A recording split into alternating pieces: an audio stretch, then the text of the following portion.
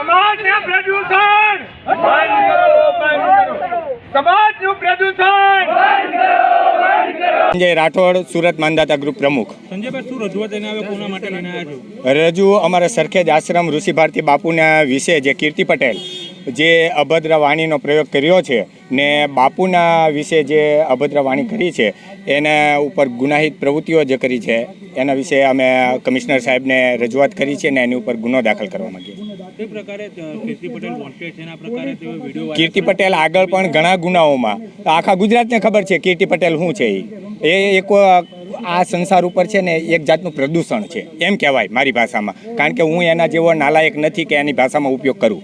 એટલે કીર્તિ પટેલ જે અમારા ઋષિ ભારતી બાપુને જે કોળી સમાજમાંથી આવે છે, પણ હકીકત બાપુ એક પણ સમાજના હોતા નથી, સંત એક સમાજના હોતા નથી, છતાં કીર્તિ પટેલે કોળી સમાજનો ઉલ્લેખ કરીને કોળી સમાજનું અપમાન કર્યું છે।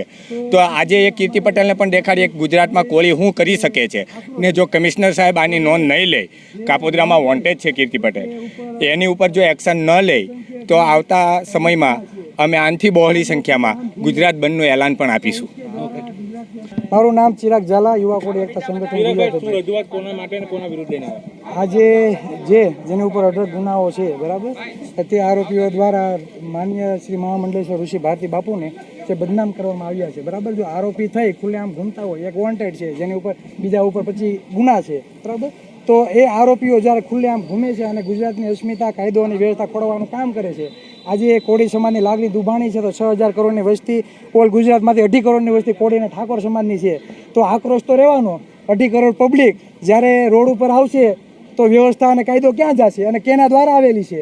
તો જેના નિવેદનોથી એટલું બધું જો વાતાવરણ ખરાબ થતું હોય ગુજરાતનું, તો આ રાજ્યના ગૃહમંત્રીને પણ ખબર પડવી જોઈએ, મુખ્યમંત્રીને પણ ખબર પડવી જોઈએ કે તમારા શાસન દરમિયાન આ શું થઈ રહ્યું છે।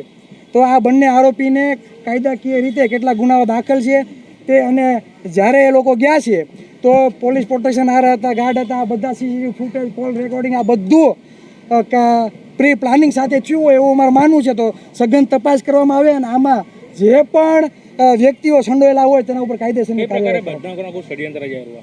આમાં ઋષિ ભારતી બાપુને જે રૂમ એનો હતો નહીં, બરાબર, જે એક મહિલા સાધ્વીનો હતો એ રૂમ ખોલી અને એવું બતાવે છે કે સાધુને મહિલા સાથે સંબંધ છે ને આવું કરે છે। આ બધી પાયા વિહોણી વાત છે, આની સઘન કાયદાકીય પ્રવૃત્તિ તપાસ થવી જોઈએ। કીર્તિ પટેલ અને ગુનાઓ વોન્ટેડ છે અને આ પ્રકારે વિડીયો સોશિયલ મીડિયા મૂકીને બદનામ કરો, આ તો ગુજરાતની પોલીસને જોવું જોઈએ, જેના ઉપર જે વોન્ટેડ જાહેર છે તો ગુજરાતની પોલીસને હું તો કહું કે એ શંકાના દાયરામાં છે, બરાબર। તો એને આ વિષય તપાસની છે અને ખાસ કરીને Kapodra police station, Surat police સ્ટેશનના કમિશનરને પણ જાણ થાય કે કાપોદ્રા પોલીસ સ્ટેશનમાં ફરિયાદ છે તો અત્યાર લગી કેમ ભાઈ આ ફરે છે, બરાબર।